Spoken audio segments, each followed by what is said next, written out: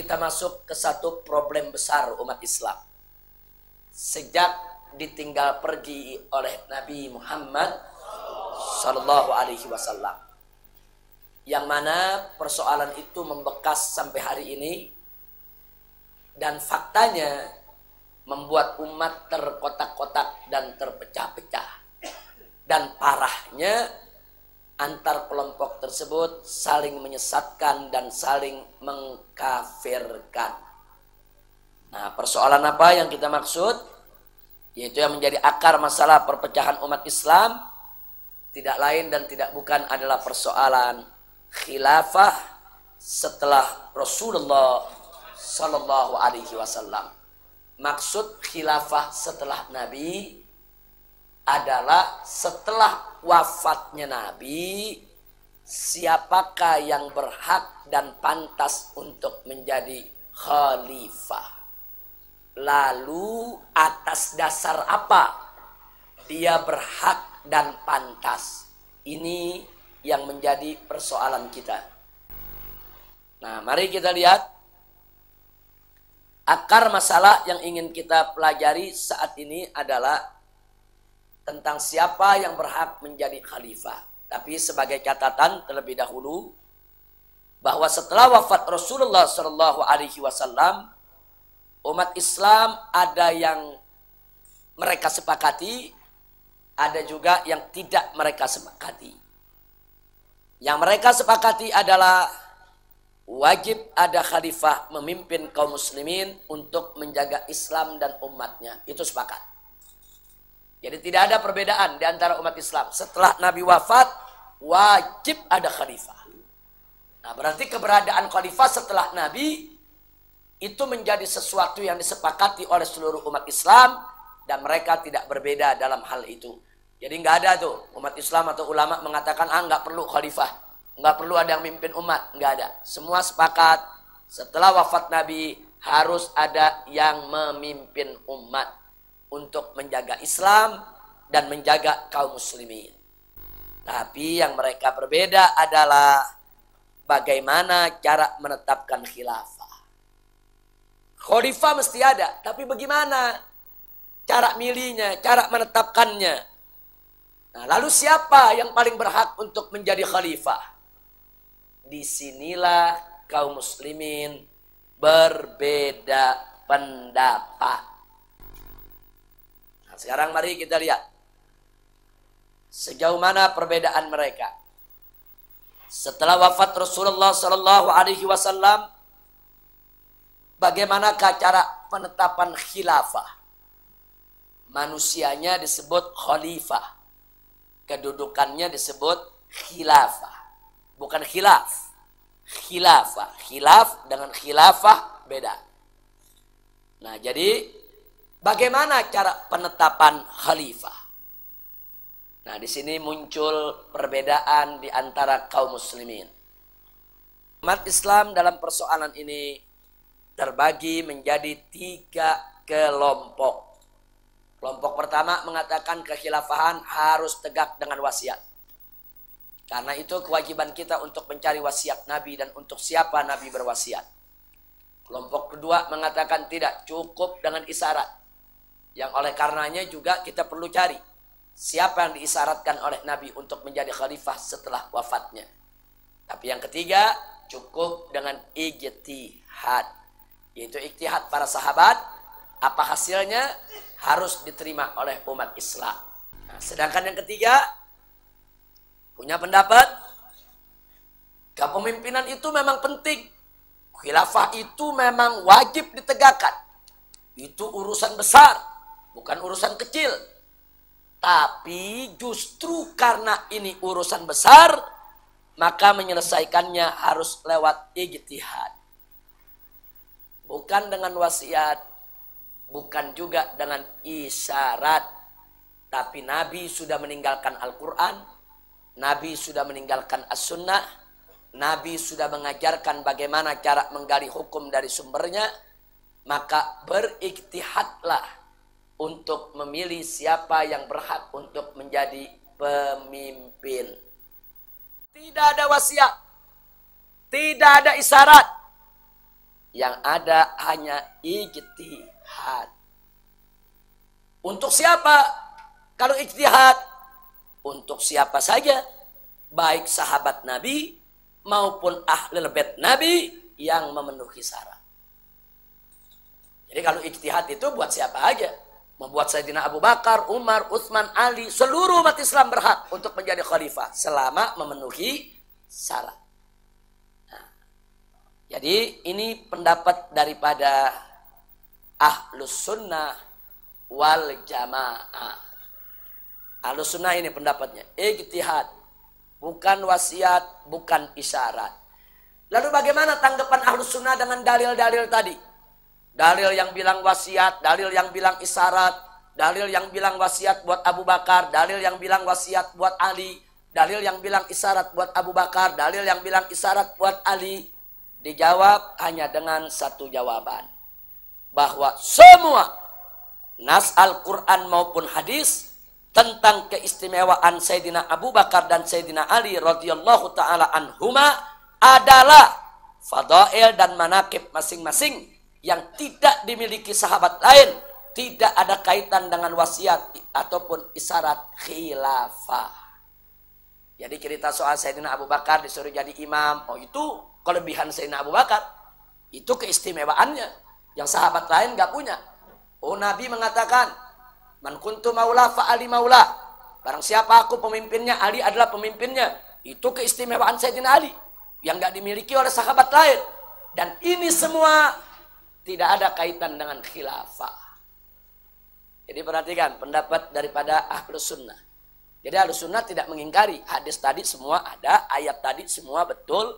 Sayyidina Abu Bakar memang istimewa, Sayyidina Ali memang istimewa, dan itu tidak ada kaitan dengan kekhilafahan.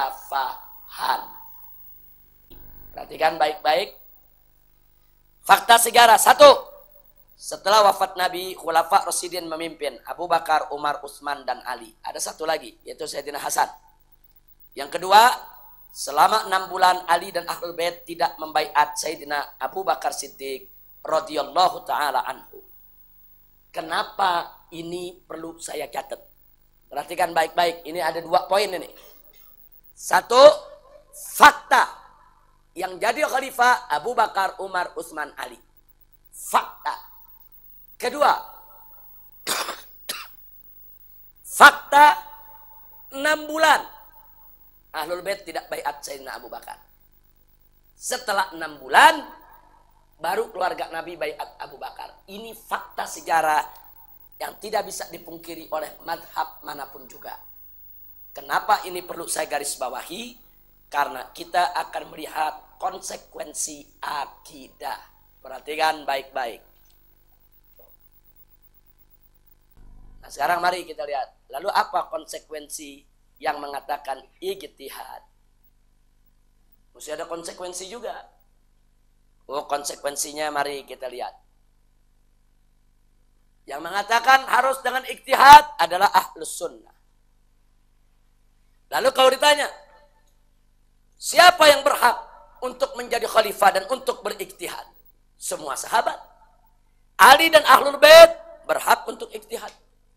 Abu Bakar, Umar, dan Utsman juga berhak untuk ijtihad. Tidak ada yang tidak berhak untuk ijtihad. Sehingga ini yang perlu kita catat di sini. Hukum ijtihad seorang mujtahid kita tahu. Kalau benar dapat 2, salah dapat 1. Nah, konsekuensi akidah aswaja di dalam persoalan ini tidak ada yang membodohkan atau memfasikkan sahabat. Mari kita lihat. Abu Bakar naik jadi khalifah. Hasil ijtihad. Orang-orang Ansor kumpul, musyawarah, Abu Bakar dipilih. Itu ijtihad. Sayyidina Ali juga punya ijtihad. Mestinya musyawarah itu Ahlul Bait dilibatkan. Enggak sempurna kalau Ahlul Bait tidak terlibat. Ini juga ijtihad. Bisa jadi ijtihad Abu Bakar yang benar, Ali salah. Bisa jadi ijtihad Ali yang benar, Abu Bakar salah. Bisa juga dua-dua ijtihad diterima karena punya dalil. Artinya, saya tanya, Abu Bakar dan Umar berijtihad untuk menenangkan Ansor, segera musyawarah milih pemimpin. Andai kata ijtihadnya salah, dosa apa enggak? Ijtihad kalau salah berapa pahalanya? 1. Sekarang Sayyidina Ali berijtihad. Itu enggak sempurna pertemuan. Ahlul Bait enggak datang. Ijtihad. Makanya 6 bulan enggak mau berikan baiat. Nah saya mau tanya, andai kata Sayyidina Ali ijtihadnya salah, dosa apa enggak? Ijtihad. Jadi kalau kita katakan ijtihad, enggak ada sahabat yang disalahin. Abu Bakar enggak salah, Umar enggak salah, Ali enggak salah, Fatimah enggak salah. Semuanya ijtihad. Yang benar dapat 2 pahala, yang salah dapat 1 pahala. Titik. Jadi ijtihad itu kita tetap memuliakan sahabat. Saya mau tanya, Abu Bakar punya hak gak berijtihad? Umar? Punya. Utsman? Ali? Mereka sahabat Nabi, mereka dekat dengan Nabi, mereka semua orang pandai. Mereka punya hak untuk berijtihad. Nah, jadi inilah indahnya Ahlus Sunnah. Jadi kalau kita ikut akidah Ahlus Sunnah, konsekuensi akidah aswajah dalam pemuliaan semua sahabat, tidak ada pembodohan, tidak ada pemfasikan, apalagi pengkafiran sahabat. Jadi ijtihad itu mau salah, mau benar, dia tidak mengantarkan kepada dosa. Jadi sikap Sayyidina Ali 6 bulan tidak mau memberikan baiat, itu haknya. Beliau berijtihad, beliau orang pintar, beliau orang pandai. Setelah 6 bulan pertimbangan, beliau lihat, oh Abu Bakar bagus memimpin. Orang-orang murtad diperangi, dikembalikan kepada Islam. Orang yang nggak bayar zakat diperangi, sampai mereka bayar zakat. Oh Abu Bakar adil, oh Abu Bakar bagus, oh Abu Bakar bisa memimpin umat. Oh kalau begitu beliau berhak menjadi khalifah. Kalau begitu yang tadinya nggak mau baiat, jadi mau baiat. Sayyidina Ali berhak nggak berpikir semacam itu? Berhak. Apa ada kelak di sana? Nggak ada. Apa Sayyidina Ali terkelak untuk berijtihad? Tidak. Itu nikmatnya ijtihad. Jadi Sayyidina Abu Bakar berijtihad, Sayyidina Umar berijtihad, Sayyidina Utsman berijtihad, Sayyidina Ali berijtihad di dalam soal kepemimpinan tersebut, dan semuanya mendapatkan ma'jurun, mendapatkan ganjaran. Alhamdulillahirabbil alamin.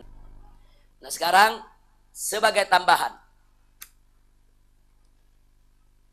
kita tidak usah kaget kalau tadi kita katakan ini hasil ijtihad dan sesuai fakta. Mari kita lihat faktanya. Nabi bersabda dalam satu hadis. Kata beliau, al-khilafatu ba'di 30 sanah, summa takunu mulkan. Kata Nabi, kekhilafahan setelahku itu berlangsung selama 30 tahun. Setelah itu akan datang masa kerajaan. Ini hadis Nabi dalam Jami'ut Tirmidzi. Nabi mengatakan masa kekhilafahan setelah aku nanti 30 tahun. Setelah itu akan datang masa kerajaan. Nah sekarang mari kita lihat Khulafa Rasyidin dengan masa kepemimpinannya. 1. Sayyidina Abu Bakar memimpin selama 2 tahun 3 bulan 10 hari. 2. Sayyidina Umar memimpin selama 10 tahun 6 bulan 5 hari. 3. Sayyidina Utsman memimpin 11 tahun 11 bulan 18 hari. 4. Sayyidina Ali memimpin selama 4 tahun 8 bulan. Dan yang kelima, Sayyidina Hasan putra Sayyidina Ali memimpin selama 6 bulan 27 hari. Nah, ada juga yang membulatkan 7 bulan. 7 bulan kurang 3 hari. Nah sekarang mari kita lihat semua, perhatikan.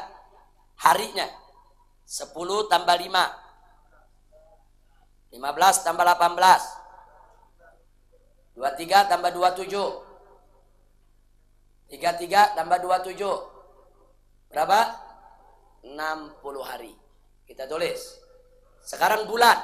3 tambah 6 berapa? 9 tambah 11. 20 tambah 8. 28 tambah 6. 34 bulan. Baik, tahunnya 2 tambah 10. 12 tambah 11. 23 tambah 4. 27. Perhatikan baik-baik. Jadi Khulafa Rasyidin itu 27 tahun, 34 bulan, 60 hari. Saya tanya, 60 hari itu sama dengan berapa bulan? 2 bulan. 60 hari kita kosongkan, 34 bulan tambah 2. Jadi berapa? 36 bulan. 27 tahun, 36 bulan. Saya tanya, 36 bulan itu berapa tahun? 3 tahun. Maka jumlahnya 27 tambah 3 tahun sama dengan 30 tahun. Anda bisa lihat, dalam hadis Nabi bilang berapa tahun? 30. Kenyataannya berapa tahun? 30. Nah, cuma memang yang nomor 5, yang Sayyidina Hasan itu beberapa kitab menyebut 7 bulan. Ada yang sebut 7 bulan, ada yang sebut 7 bulan kurang beberapa hari, ada yang sebut 7 bulan kurang 3 hari. Nah, kita ambil yang 7 bulan kurang 3 hari. Berarti 6 bulan 27 hari. Andai kata pun 7 bulan percis, berarti 30 tahun lebih 3 hari. Nah, 3 hari nggak perlu dihitung ya ikhwan. Jumlahnya tetap 30 tahun. Nah, sekarang inilah salah satu mindala ilin nubuwah. Bukti kenabian Nabi kita Muhammad Sallallahu Alaihi Wasallam. Nabi bisa tahu nanti kekhilafahan setelahku cuma 30 tahun. Setelah 30 tahun kata Nabi datang masa kerajaan. Makanya Anda baca kitab Al-Bidayah wan Nihayah karangan Ibn Katsir. Begitu beliau cerita Abu Bakar khalifah, Umar khalifah, Utsman khalifah, Ali khalifah, Hasan khalifah. Begitu masuk Muawiyah, beliau kasih judul Awwalul Muluk fil Islam. Raja pertama dalam sejarah Islam.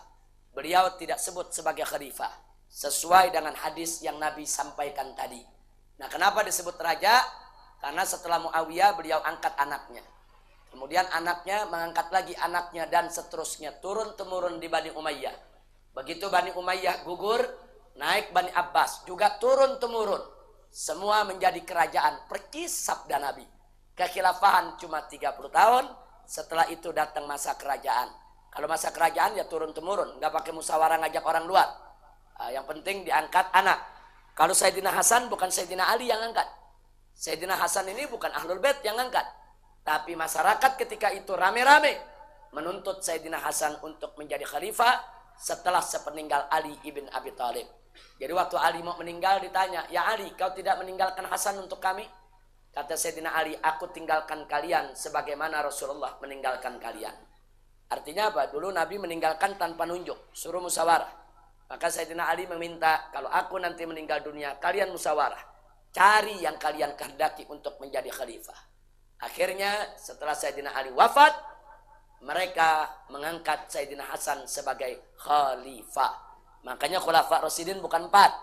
Tapi Khulafa Rasyidin ada 5 sesuai dengan hadis Nabi. Yaitu Abu Bakar, Umar, Utsman, Ali, dan Hasan. Nah, sampai di sini pelajaran kita. Maka kesimpulan yang kita bisa ambil dengan hikmahnya. Sebagai penutup, bahwa sikap Abu Bakar, Umar di Sakifah Bani Sa'idah sudah tepat dan benar. Karena untuk mempersatukan umat Islam, bukan untuk merebut kekuasaan. Tolong dicatat. Sikap dan putusan Sayyidina Abu Bakar dan Umar di Sakifah Bani Sa'idah pada saat ada keributan setelah wafat Nabi, sikap beliau berdua sudah tepat dan benar. Kenapa? Karena untuk mempersatukan umat Islam, bukan untuk merebut kekuasaan. Jadi jangan ada yang suudzon sampai menjelekkan Abu Bakar dan Umar. Kemudian kedua, sikap Sayyidina Ali dan Ahlul Bait selama 6 bulan tidak membaiat Sayyidina Abu Bakar juga sudah tepat dan benar. Karena beralasan kuat dan tidak mengganggu kekhilafahan Sayyidina Abu Bakar. Bahkan akhirnya setelah 6 bulan mereka memberikan baiatnya untuk Sayyidina Abu Bakar. Kecuali kalau Sayyidina Ali berontak. Sayyidina Ali nggak berontak. Sayyidina Ali protes, mestinya Ahlul Bait diajak bicara. Beliau tidak membaiat, tapi beliau tidak mengganggu kepemimpinan Sayyidina Abu Bakar. Beliau pantau, beliau nilai, beliau lihat. Bahkan ada beberapa persoalan Sayyidina Abu Bakar tanya ke Sayyidina Ali. Sayyidina Ali kasih jawaban. Mesti bagaimana, mesti bagaimana. Sayyidina Ali terus tetap memberikan nasihat kepada Sayyidina Abu Bakar. Nah, jadi sekali lagi perhatikan, sikap Sayyidina Ali sudah tepat dan benar, tidak sembarangan boleh kita salahkan. Nah, dengan demikian menunjukkan bahwa Sayyidina Abu Bakar, Umar, Utsman, Ali maupun Al-Hasan sebagai khulafa Rasyidin, satu, mereka semua memiliki prinsip, tidak ikut-ikutan. Dua, mereka semua cerdas dan berilmu. Tiga, mereka semua gagah dan berani untuk bersikap. Empat, mereka semua berjiwa besar. Mereka tidak bermusuhan. Mereka tetap saling memuji, saling membantu satu sama lainnya. Dan lima, bahwa mereka semua adalah pemersatu umat. Alhamdulillahirabbil alamin. Nah, akhirnya keunggulan akidah Ahlus Sunnah wal Jamaah dalam masalah khilafah setelah wafat Nabi. Satu, tidak terpengaruh dengan politik kepentingan. Dua, tidak menghina apalagi mengkafirkan Ahlul Bait dan sahabat. Tiga, menempatkan Ahlul Bait dan sahabat di tempat yang mulia. Empat, penggunaan dalil yang tepat, logis dan realistis. Itulah keunggulan akidah Ahlus Sunnah wal Jamaah di dalam persoalan khilafah.